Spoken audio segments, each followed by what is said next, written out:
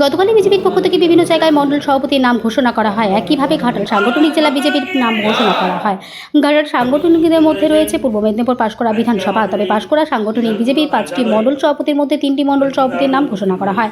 এখনও 2টি মণ্ডল সভাপতির নাম ঘোষণা করা হয়নি। তবে আজ সোমবার পাঁশকুড়া বিজেপি দলীয় কার্যালয়ে ঘোষিত 3 মণ্ডল সভাপতির সংবর্ধনা জ্ঞাপন করা হবে। তবে এদিন 3 মণ্ডল সভাপতির জানান, আসন্ন 2026 বিধানসভা নির্বাচন এবং পাঁশকুড়া পৌরসভা নির্বাচন তাদের পাকুচ্ছ সংগঠনকে শক্তিশালী করাই এখন তাদের মূল লক্ষ্য, এমনটাই জানান তারা। পাঁশকুড়া বিধানসভার মণ্ডল সভাপতি গতকাল ঘোষণা হয়েছে। বিধানসভার পক্ষ থেকে নবনিযুক্ত 3 জন মণ্ডল সভাপতিকে সম্মাননা দেওয়ার আমরা অনুষ্ঠান করছিলাম। ভারতীয় জনতা পার্টি এমন একটি দল, যে দলের সাংগঠনিক দায়িত্বগুলো নির্বাচনের মধ্য দিয়ে দেওয়া হয়ে থাকে। সেই নির্বাচনী প্রক্রিয়া চলছিল। গতকাল মণ্ডল সভাপতি নির্বাচনের তন্ময় দাস পাঁশকুড়া পশ্চিম মণ্ডল সভাপতি মণ্ডল সভাপতির নাম ঘোষণা করেছেন। আগামী বিধানসভাকে সামনে রেখে এই মণ্ডল সভাপতি দল যে ভরসা রেখেছে তাদের মনোবলকে মজবুত তাদেরকে কঠিন পরিশ্রম করতে হবে। সেই পরিশ্রম তাদের যাতে সার্থক হয় তার জন্য তাদেরকে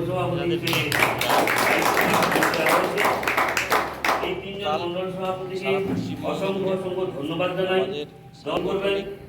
এই মণ্ডল এই বিধানসভাতে নির্বাচন বিগত দিনে যে সমস্ত মণ্ডল সভাপতিরা ভিত্তি স্থাপন করে গিয়ে আজকে পাঁশকুড়া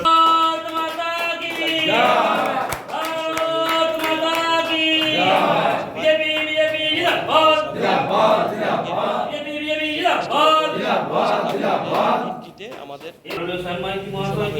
সভাপতিদের নাম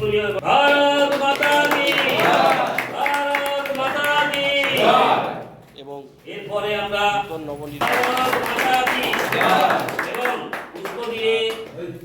আমাকে দ্বিতীয়বার নিচ্ছেন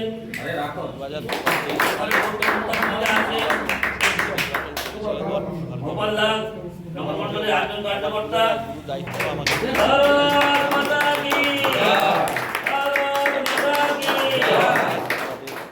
ভারতীয় জনতা পার্টির পশ্চিম এখন